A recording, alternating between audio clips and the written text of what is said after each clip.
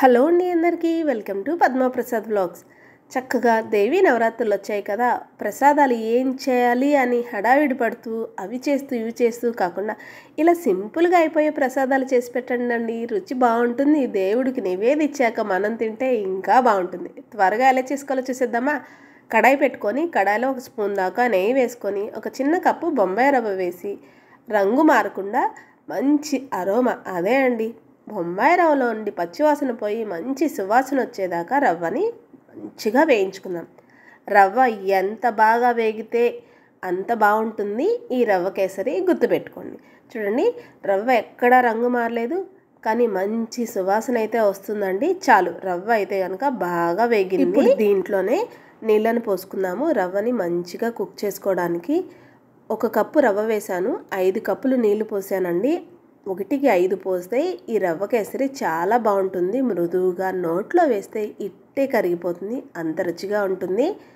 చూడండి, నీళ్లు పోసి ఎక్కడ గడ్డలు లేకుండా కలుపుకుంటూ ఉంటే కనుక మంచిగా 5-6 నిమిషాలకి నీళ్ళన్నీ కూడా రవ్వ పీల్చేసుకొని బాగా కుక్ అవుతుంది. కలుపుతూ ఉండండి మధ్య మధ్యలో, లేదంటే గడ్డ కట్టేసే అవకాశం ఉంటుంది. చూడండి, 4-5 నిమిషాలకి ఎంత బాగా ముద్దలాగా అవుతుంది కదా, మంచిగా కుక్ అవుతుంది. చూసారా? ఇప్పుడు దీంట్లోనే మనం పంచదారని కూడా యాడ్ చేసుకుందాం. పంచదార వేస్తున్నాను నేను. మీకు నచ్చదు పంచదార అన్న వాళ్ళు బెల్లం తురుమైనా వేసుకోవచ్చు. 1 కప్పు బొంబాయి రవ్వకి 1 కప్పు పంచదార వేస్తున్నాను. నిమితంగా ఉంటుందండి ఈ తీపిదనం. మాకు ఇంకొంచెం తీగా ఉంటే కావాలి, బాగుంటుంది అనుకునే వాళ్ళు ఇంకొక పావు కప్పు కన్నా కొంచెం తగ్గించి వేయండి, సరిపోతుంది.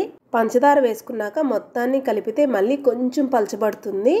ఇందాక మనం నీళ్లు పోసి కుక్ చేసుకున్నప్పుడు గట్టిగా అయిపోయింది చూసారా, మళ్ళీ పంచదారకి మళ్ళీ నిదానంగా మెల్ట్ అయ్యి పంచదార అంతా కరిగి మళ్ళీ లూజ్ అవుతుంది కదా. ఇంకొకసారి మొత్తాన్ని కూడా ఇలా కలిపేసుకుందాం.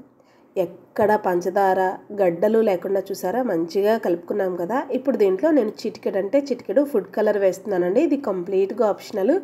మీకు కలర్ కావాలి, ఫుడ్ కలర్ వద్దు అనుకునే వాళ్ళు చిటికెడు పసుపు వేసుకోండి, బాగానే ఉంటుంది. అదే మీకు కొంచెం కలర్గా నాలాగా కావాలి అనుకునే వాళ్ళు కొంచెం food colour, yellow colour add చేశానండి. మొత్తాన్ని ఇలా చక్కగా కలుపుకుంటే మన రవ్వ కేసరి రెడీ అండి. చాలు, ఈ స్టేజ్లో ఉన్నంగా కట్టేసుకుంటే కనుక మనకి చక్కగా తినేటప్పుడు మృదువుగా ఉంటుంది, గొంతులో అలా జారిపోతుందండి, అంత బాగుంటుంది. మొత్తం కలిపేసేసుకున్నాం కదా. ఇప్పుడు దీంట్లోనే 1 పావు టీ స్పూన్ దాకా యాలకుల పొడి వేసుకుందాము. రుచి వాసన 2 బాగుంటాయి. 1 పావు టీ స్పూన్ దాకా యాలకుల పొడి కూడా యాడ్ చేసేసుకుంటున్నాం కదా. యాలకుల పొడి వేస్తే నిజంగానే రుచి చాలా బాగుంటుందండి. గుడిలో టేస్ట్ రావాలంటే యాలకుల పొడి వేయాల్సిందే ఖచ్చితంగా.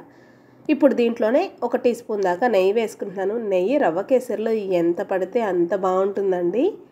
మనం వేసుకున్న యాలకుల పొడిని నెయ్యిని కూడా మరొకసారి మొత్తాన్ని కలుపుకుంటే అంతే అండి. ఈజీగా ఎవరైనా కూడా చేసేయచ్చు, అంత బాగుంటుంది ఈ రవ్వ కేసరి. చూడండి ఎంత త్వరగా చేసుకున్నామో అండ్ అంతే టేస్టీగా ఉంటుంది. చాలా అంటే చాలా బాగుంటుంది. ఇప్పుడు దీంట్లోనే నేనైతే కనుక పచ్చి బాదం పప్పుని జస్ట్ క్రష్ చేసి, అదే అండి కచ్చాపచ్చా దంచి వేసుకుంటున్నాను. మీకు నచ్చితే డ్రై ఫ్రూట్స్ అన్నీ వేయించి వేసుకోవచ్చు. ఇలా కూడా ఒక్కసారి ట్రై చేయండి, చాలా బాగుంటుంది. ఇంతే అండి, మన టేస్టీ రవ్వ కేసరి రెడీ. చక్కగా గుడిలో ప్రసాదంలాగా ఎంత బాగుంటుందో. నచ్చిందండి మీకు ఈ వీడియో? అయితే లైక్ చేయండి, మన ఛానల్ని సబ్స్క్రైబ్ చేసుకోండి. నేను మరిన్ని కొత్త వీడియోస్తో మీ ముందుకు వస్తూ ఉంటాను. అన్నట్టు మర్చిపోయాను, మీరు ట్రై చేస్తే ఈ రవ్వ కేసరిని ఎలా వచ్చిందో కామెంట్ చేయడం మాత్రం మర్చిపోకండి. ఉంటాను మరి.